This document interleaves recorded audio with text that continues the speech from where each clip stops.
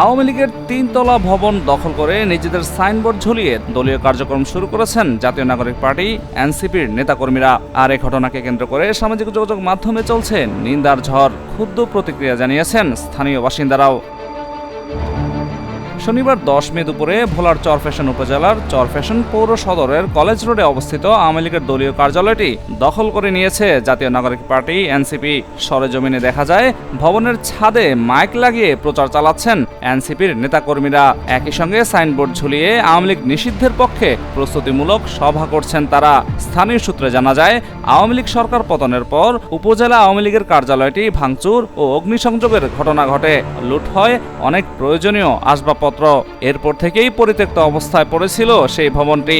সরকার পতনের 9 মাস পর শুক্রবার ওই ভবন দখলে নিয়ে নেয় এনসিপি।